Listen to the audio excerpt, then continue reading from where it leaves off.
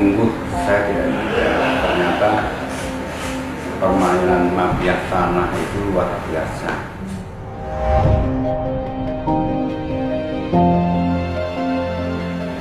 Seorang waluyo yang saya perjuangkan lahan itu sudah 30 tahun, tiba-tiba somasi saya harus pergi kasih waktu 3 bulan sekaligus harus membayar 600 juta sesuai surat somasi. Kenapa tanah yang kita tempatin sudah lama sampai sekarang pun kita masih tempatin kok tiba-tiba jadi milik orang lain? Kita malah dilaporkan di Polres Jakarta Utara terkait penyerobotan. Kita seolah-olah dianggap orang yang salah, orang yang merampas tanah orang. Paling berpengaruh itu di masalah pekerjaan terus terang. Karena kita stres pikiran nih Mbak, belum intimidasi di lapangan. Kita susah tidur, jadi setiap mau tidur kita kepikiran. Udah capek, udah disibukkan dengan perkara ini. Kita sepakat, kita membuat laporan di Polda Metro Jaya Mbak, dengan pasal pemalsuan surat.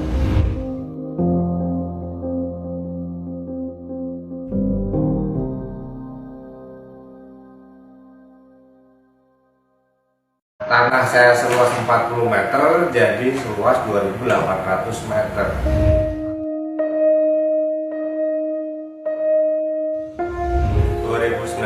Di RT saya ada pemutihan sertifikat. Setelah sekian lama saya menunggu, itu sertifikat sudah hampir 3 tahun nggak pernah jadi. Tahunnya saya udah jadi, ada pihak dari kepolisian datang bahwa surat saya sudah jadi di atas namakan orang lain. Tanah saya seluas 40 meter jadi seluas 2.800 meter. Bukan hak saya, itu punya siapa itu? Saya nggak merasa beli di situ, nggak merasa punya. Punya saya 40 meter itu aja. Itulah saya nggak mau. Karena hak saya cuma 40 meter itu. Belakangan ini kita menyaksikan pengungkapan kasus mafia tanah. Ada banyak fakta yang mengejutkan yang terungkap. Salah satunya adalah banyaknya oknum aparat pertanahan yang terlibat dalam kasus ini. Korban bahkan tidak mengetahui kalau mereka sudah menjadi korban.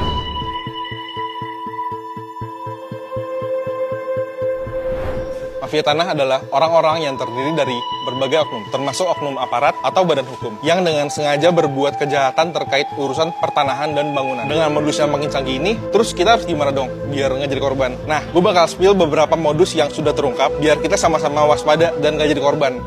Modus pertama yang biasanya dilakukan oleh mafia tanah adalah mereka mengajukan tuntutan ke pengadilan terhadap tanah atau bangunan yang sudah memiliki sertifikat bahwa tanah tersebut atau bangunan tersebut adalah hak mereka. Mereka menggugat ke PT UN dengan menggunakan dokumen-dokumen kepemilikan tanah yang palsu. Lebih teliti ya untuk melihat detail sertifikat tanah kalian, biar kalian nggak jadi korban para mafia tanah.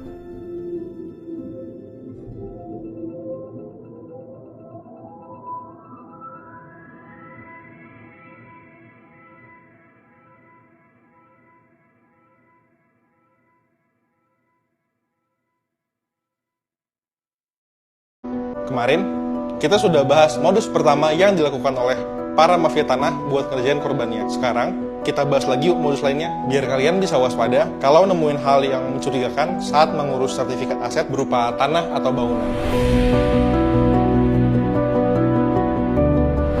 Modus kedua para mafia tanah ialah mereka mengincar tanah atau bangunan yang belum memiliki sertifikat untuk mereka akui sebagai tanah mereka dan mengajukannya untuk program sertifikat gratis tanah atau PTSL. Untuk mengklaim tanah tersebut, mereka juga melakukan pemalsuan dokumen keterangan dari kelurahan misalnya untuk menjadi dokumen yang sah bahwa mereka memang berada atau memiliki tanah atau bangunan tersebut. Modus ketiga, para mafia tanah membeli slot atau jatah pembagian sertifikat yang sudah jelas nomor pemilikannya oleh orang tertentu, yang kemudian diganti dengan nama dan luasan tanah menjadi milik pemesan dari mafia tanah. Itulah modus kedua dan ketiga yang biasa dilakukan oleh mafia tanah. Tetap waspada ya saat melakukan pengurusan sertifikat tanah kalian.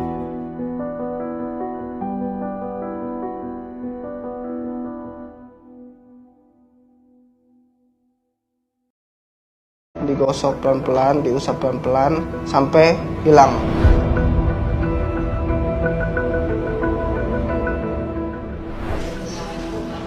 Sudah puluhan tahun nabung untuk beli tanah, ternyata setelah kebeli sertifikatnya hasil modified. Jangan sampai kayak gitu ya.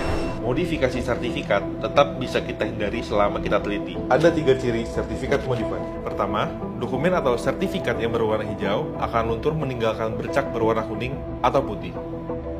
Kedua, posisi ketikan dokumen modifikasi akan terlihat bergeser dari posisi seharusnya atau tidak sejajar. Dan yang ketiga, bekas perubahan data awal atau asli di sertifikat modifikasi juga akan terlihat dengan jelas. Inilah perbandingan sertifikat asli dengan yang sudah dimodifikasi. Kelihatan kan bedanya? Jika diteliti lebih lanjut, kita masih bisa loh membedakan mana sertifikat yang asli dengan yang sudah dimodifikasi. Nah, jangan lupa untuk selalu waspada ya, karena praktik mafia tanah emang udah secanggih itu. Kalau kamu menemukan praktik-praktik yang mencurigakan, jangan lupa untuk lapor ke hotline Satgas Anti Mafia Tanah di nomor 0812 817 1998. Jangan khawatir untuk mengecek apakah sertifikat itu asli atau modifan. Silahkan cek melalui aplikasi Sentuh Tanahku yang bisa di-download di App Store atau Play Store. Yuk bergerak bersama Basmi Mafia Tanah.